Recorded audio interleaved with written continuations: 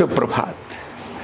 पितृपक्ष चल रहा है, तो पितृपक्ष के संबंध में हमें कुछ जानकारियां होना भी आवश्यक है कि आखिर पितृपक्ष होता क्यों है,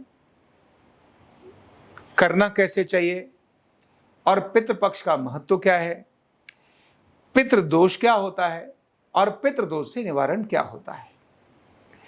ऐसा दुनिया के अंदर केवल भारत ही एक ऐसा देश है जहां प्राणी मात्र के बारे में पूरा ख्याल रखने की बात की गई है, यानी संपूर्ण प्राणी मात्र को महत्व दिया है।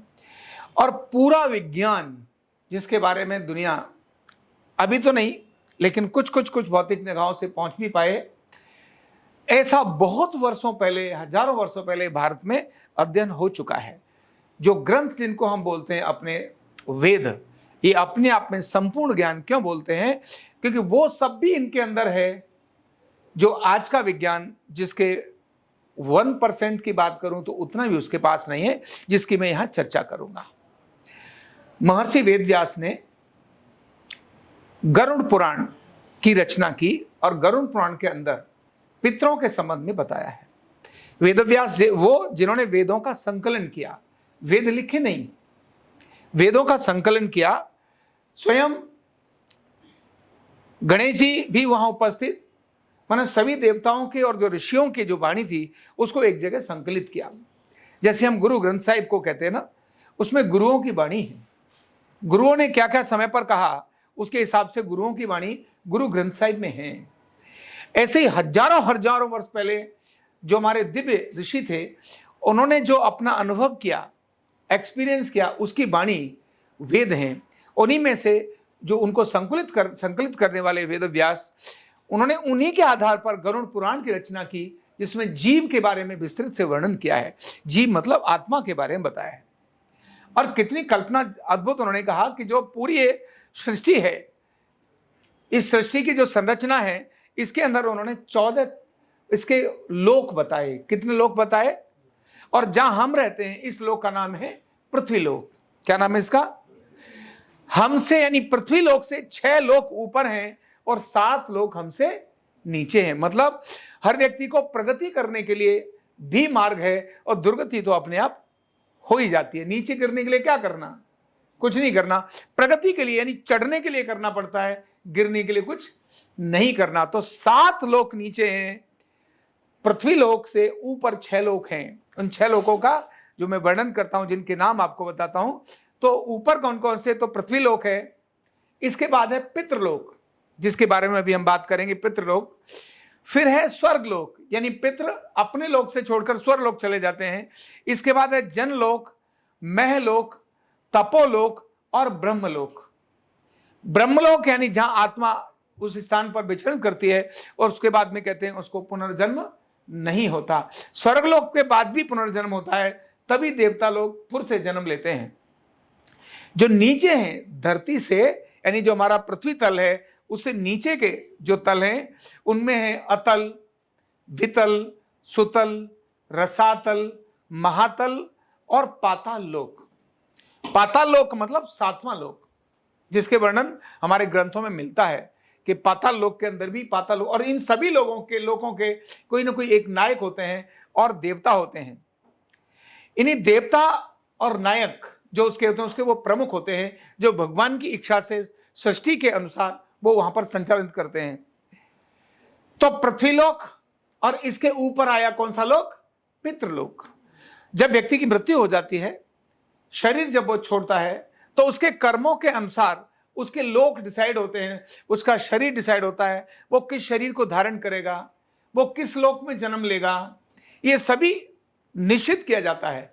पर बहुत बार कुछ के कर्मों का और उनके कहां पर जन्म लेना चाहिए, कौन सा शरीर धारण करना चाहिए, जब तक निश्चित होता, तब तक ये सब लोग कहां रहते हैं? पितृलोक में रहते हैं। आत्मा नहीं, जब शरीर व्यक्ति छोड़ता है इसके बाद वो पितृलोक में रहता है। कब तक? जब तक कि उसके कर्मों के अनुसार उसकी अगली जीवन की लीला न निश्चित कर दी जाए। तब ये पितृलोक में रहने वाले लोगों के बारे में, जो जीवों के बारे में, ये जो पितृ पक्ष है, ये उन्हीं के बारे में बात कर रहे हैं। पृथ्वी तल से जस्ट ऊपर पितृलोक है, उसके बाद स्वर्गलोक है।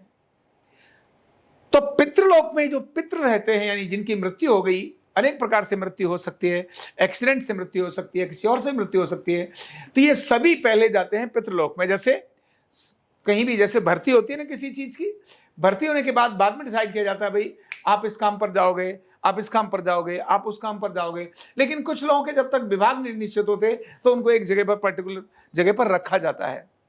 तो जैसे मैंने उदाहरण दिया, ऐसे ही इनको पितृलोक में रखा जाता है। 12 महीने ये पूरे पितृलोक में रहते हैं। ये जो 15 दिन का ये जो समय है जिसको हम बोलते हैं पितृपक्ष, इस समय पर भगवान जो वहां के नायक हैं आर्यमन, जिनका वाहन कौवा है, उनको दरवाजा खोलने का आदेश देते हैं और 15 दिन का यह दरवाजा खोला जाता है। जब ये उसका द्वार खुलता है उसके बाद सभी पितृ पृथ्वीलोक पर आते हैं और पृथ्वीलोक पर आने के बाद वो पूरे वर्ष का जो भोजन है, जल है, जो भी कुछ उन्हें जो यहाँ मिलता है उसको लेकर अपने स्थान पर चले जाते हैं।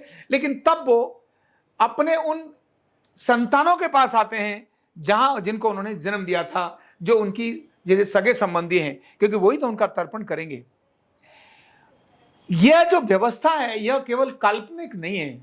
भारत में कुछ भी काल्पनिक नहीं है, भारत में सब कुछ वैज्ञानिक है। वैज्ञानिक है, जो है वो सब वैज्ञानिक है।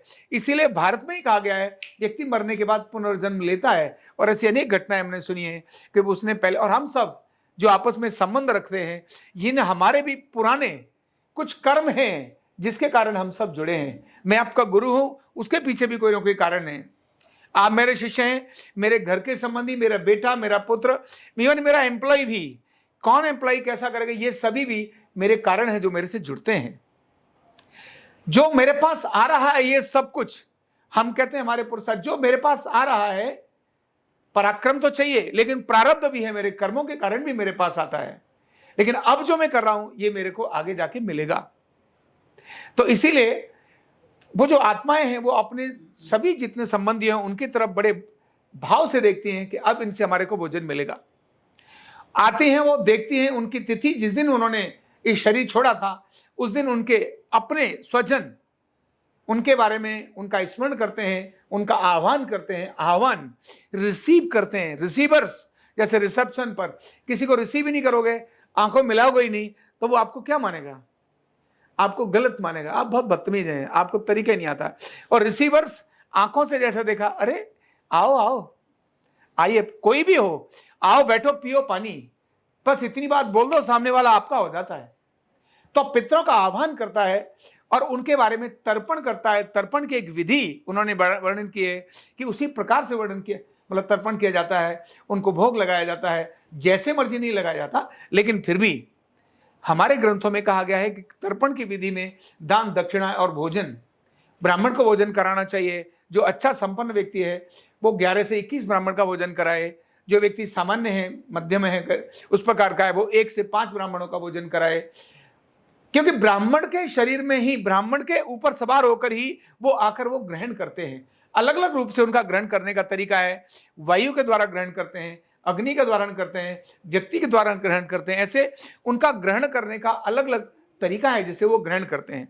और अगर नहीं भी कुछ है तो ऐसा नहीं है कि मान लो मेरे पास, मैं गरीब हूं, मैं कुछ हो ही नहीं सकता है तो मैं उधारी लेकर के किसी से अपना तर्पण करूं, तो यह वर्जित है। क्योंकि जब हम अपने आपके लिए, मैंने इनसे ऋण लिया है तो समझना आप भी ऋणी हो गए। तो देवता इससे, जो हमारे जो पितर हैं वो रुष्ट हो जाते हैं। वो कहते हैं उधार लेकर कभी भी तर्पण मत करिए, भावना से जो भी कुछ है वो मंदिर में दे दीजिए, ये भी अपने आप में उनके लिए पर्याप्त है। जब आप ऐसा करते हैं तो इससे आपके पितर खुश होते हैं, प्रसन्न होते हैं और आपके मंगल की कामना करते हैं, आपके आने वाले संकटों को वो दूर कर देते हैं। और जब ऐसा नहीं होता, कहते हैं ना पितृ रुष्ट हो गए, जब हम नहीं करते पितरों को तर्पण, हम नहीं करते पितरों का आह्वान, हम नहीं पितरों के नाम का कुछ भोजन निकालते, ऐसे में पितृ रुष्ट हो जाते हैं। इसी को बोलते हैं पितृदोष हो जाता है। और पितृदोष अच्छे भले काम को चलते हुए बाधाएं आने लगती हैं। हम सोच रहे थे इस काम को शुरू करेंगे लेकिन नहीं हो पा रहा, हम सोच रहे थे हमारे पास ये सब कुछ है, मेरा है, लेकिन वो लुट जाता है। पितरों का जो पितृदोष है वो भयंकर दोष आता है। इसलिए पितृदोष का समन कैसे किया जा सकता है, तो पितृपक्ष में ही पितृदोष का समन किया जा सकता है, यानी उसको उसका निवारण किया जा सकता है। कहां कहां लोग निवारण करते हैं? तो ऐसे तो किसी भी ब्राह्मण को बुलाकर जिनको पितृदोष निवारण की विधि आती हो, उनके द्वारा पितृदोष का निवारण मंत्रों के द्वारा होता है। एक पूरी विधि है जिसके द्वारा होता है। फिर भी कुछ स्थान निश्चित हैं, जैसे उत्तराखंड के अंदर देवप्रयाग है, वहां पर जाकर पितरों का तर्पण किया जाए तो उससे पितृदोष की मुक्ति मिल जाती है। काशी में जाने के बाद भी पितृदोष से मुक्ति मिल जाती है। ऐसे ही गंगा जी के किनारे जाकर भी आप पितृ के लिए आप तर्पण करते हैं, हरिद्वार में और बाकी ऐसे स्थानों पर, तो वहां पर भी आपको पितृदोषों से मुक्ति मिल जाती है। और जैसे ही पितृदोषों से मुक्ति मिलती है, व्यक्ति के जीवन में एक अलग प्रकार की उन्नति और प्रगति आने लगती है। अभी ये सब मैंने आपको इसकी वैज्ञानिकता और इसका आधार बताया, लेकिन हम जो हैं, जो हम करते नहीं है, वो क्या करें? तो हमें निश्चित ही हमारी तिथियां अपने पूर्वजों की, और किन किन का मैं अभी कर रहा था, इस समय पर वृंदावन में था, तो पंडित जी आकर के उन्होंने किया, तो मैंने जब वो मंत्र सुने तो मेरे दिमाग में पहली बार बहुत सारी डिटेल में चीजें आई। उन्होंने किस किस का तर्पण आप कर सकते हैं और कौन किसको तर्पण करके भोग दे सकता है, तो अपने सारे रिलेटिव्स का वो कर सकते हैं। यानी अपने माता पिता, दादा परदादा परदादी, इन सबका तो करना ही है, भाई है बहन है, इनका तो कर ही सकते हैं। इसके अलावा अपने नाना नानी, इनके पक्ष का भी आप तर्पण कर सकते हैं, उनका भी स्मरण कर सकते हैं, तो भी भोग उनको मिलता है। उनको मिलता है पूरे वर्ष का जो भोजन पानी वो उस समय ग्रहण करते हैं और फिर से वो पितृलोक में चले जाते हैं जब तक उनको जीवन दूसरा कोई नहीं मिलता। ऐसे ही ससुराल पक्ष का भी तर्पण करने की उसमें विधि है। पंडित वर्णन करते हैं कि आपके ससुराल पक्ष में भी ये है, तो ससुर हैं, पर ससुर हैं, सासू है, कोई और है, उनका भी तर्पण किया सकता है। मतलब मैंने देखा जितने भी संबंधी हैं, अभी जो हम छोटे परिवार की बात करते हैं, माइक्रो फैमिली की बात करते हैं, माइक्रो फैमिली भारतीय संस्कृति को इसीलिए परिपूर्ण नहीं होता क्योंकि जब हमने तर्पण सुना, जब हमारी किसी व्यक्ति की हमारी मृत्यु हो गई, उसके बाद जब हम पितृलोक में गए तो हम किनको देखें, तब कितना बड़ा संबंध उन्होंने दर्शाया। इसी को हम परिवार और आपसी संबंधों की बात करते हैं। तो भारत का परिवार, भारत के आपसी संबंध कितने महत्वपूर्ण हैं, कितने वैज्ञानिक हैं, यह वेद व्यास ने इस गरुड़ पुराण के अंदर हमारे को बता दिया। तो ऐसे श्रेष्ठ संस्कृति के हम वाहक हैं।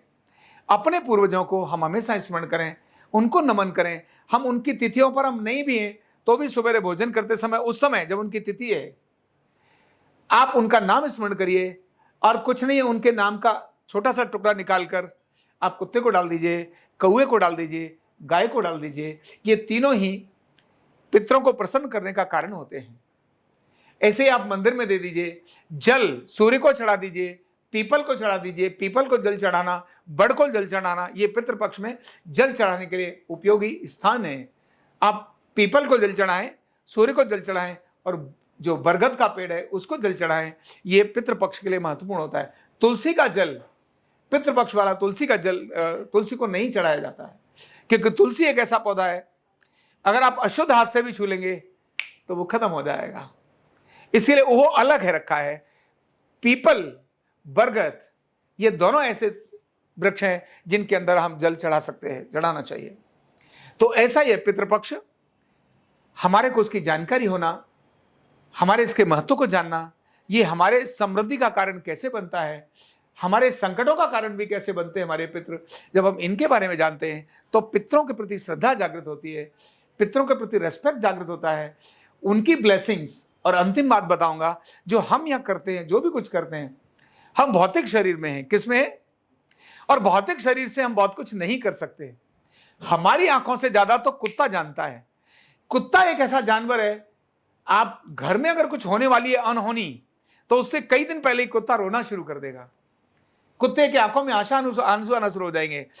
आप और हम क्या हैं, इनके संबंध कुत्ता जानता है, इसलिए बहुत बार कुत्ता भौंकता है, बहुत बार कुत्ता, यानी कुत्ते को हमारे से ज्यादा पहचान है उसकी आंखों में।